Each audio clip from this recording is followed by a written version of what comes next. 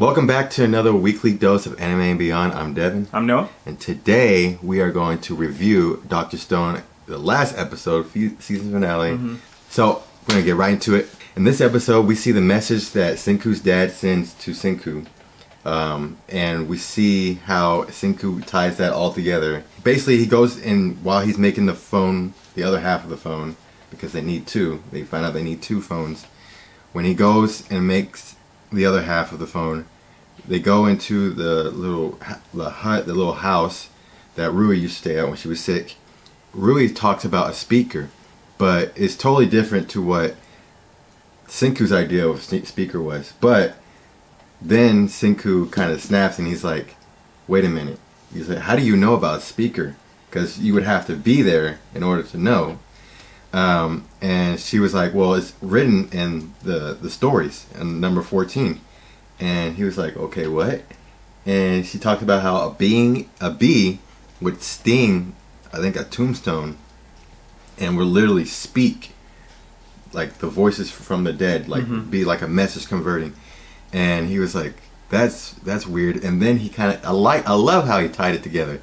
He was like, wait a minute, let me go check that gravestone that I checked out. So he goes up the hill, checked his dad's gravestone, finds out that's not a gravestone, that's a time capsule. And he breaks it and he says, my father has a message for us, and that's why he's speaking from the, that's like, I'm like, dang, that's deep. Right, the dad was genius already, and the way he wrote the stories to teach lessons. Yeah. But this one, Senku was like, that doesn't teach you anything. He's like, what's the point of this? And then that's what clicked.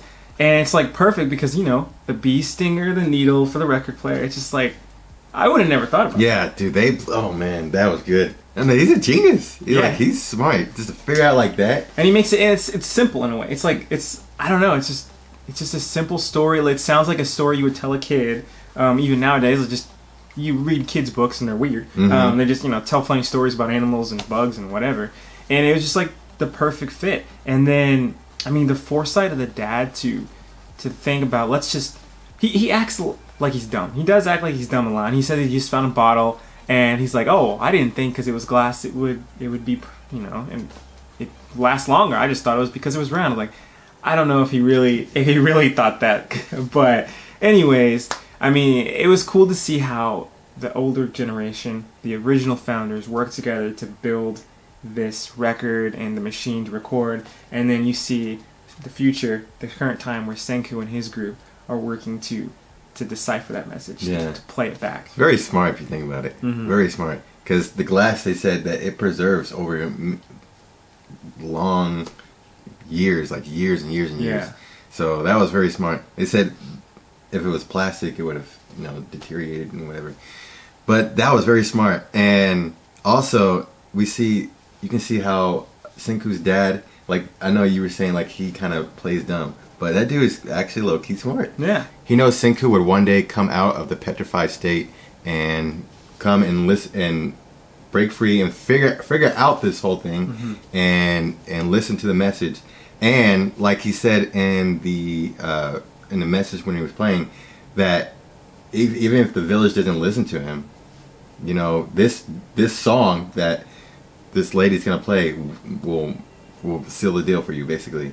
And so, I mean, that dude's smart. He knows, like, he planned ahead. And, like, not only that, but it's just, you know, some people might say it's blind faith, but dude, I mean, he had faith in his son, bro. He's like, dang. Yeah. And another thing that's really cool about this is kind of like how Senku, when he's trying to accomplish a goal, all this other stuff, you know, the ripple effects happen because we saw last week when he's trying to get some charcoal and he creates a stove to keep everybody warm.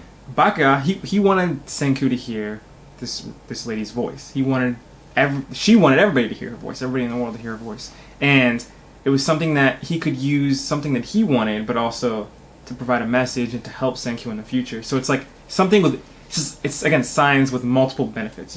It almost like everybody wins with science, kind of, sort of. And Tsukasa's trying to take that away. Yeah. I really like the whole fact that Senku was able to figure that out. I mean, to me, that was one of my favorite scenes, probably. The most coolest scene. And then it's weird because, like, nothing it was nothing like as far as action really happened, but it's just like everything.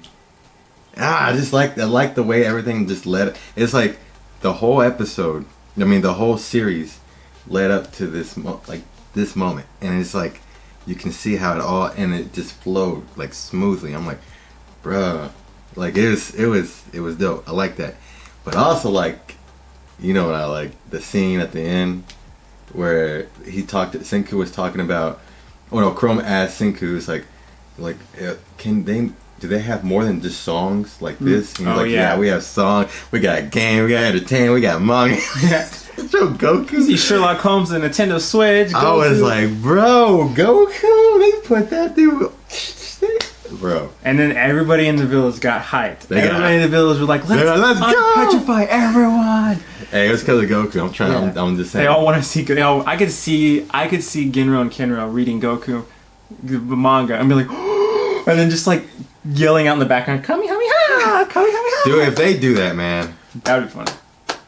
I mean, I've already seen some Naruto reference in there. I got that wrong.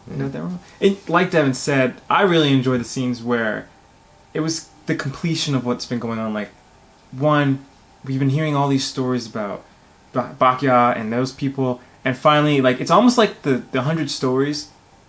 You're hearing the ends of it because it's like a hidden meaning behind the stories, kind of, and like the true meaning is coming out. And then also with Senku when he told Kohaku, I want to get everybody united under the kingdom of science and not like Tsukasa. Well, he accomplished that, and Kohaku mentioned that, and it's just like, I mean, in the beginning of the episode, it's showing all this stuff acquired, and it's like the kingdom of science is kind of acquired right now. Yeah, seriously, it's kind of low key, high key. I mean, he kind of acquired it when he became village leader, but now it's like people are like voluntarily wanting to help. It's not more of like, oh, I'm the village leader, do what I tell you to do. It's more like, dude, how can we help now?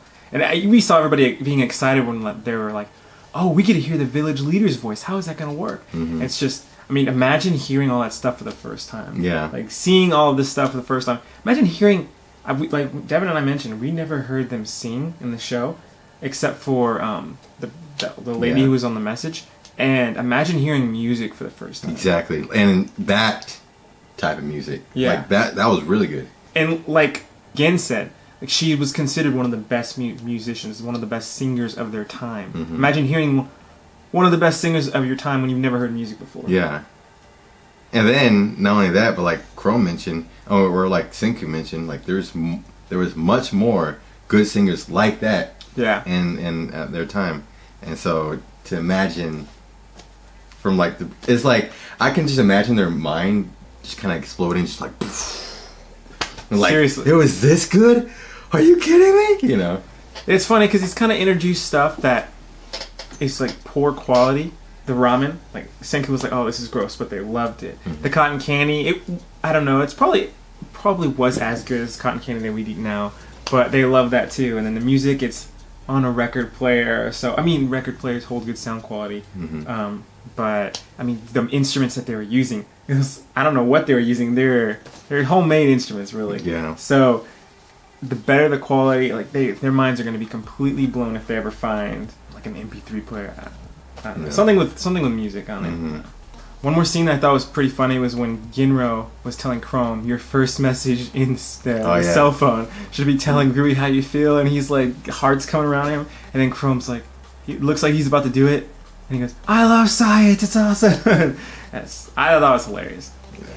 His true love. Rui's his second love now. Next season, I'm looking forward to more character development of Yuzuriya and Taiju, but also the people of the village, Chrome, all the, Kohaku, people of the village, of course Senku, also Tsukasa and his gang.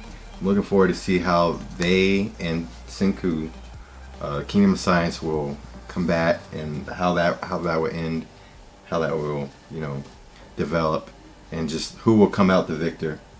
Yeah, main things I'm looking forward to is, again, Taiju and Yuzuriya. I've been wanting them to come back this whole season. We got a glimpse. It looks like the spies for Tsukasa might know that they know that Senku's alive, so that might put them in harm's way now. But other than that, I would love to see a Magma versus Tsukasa fight.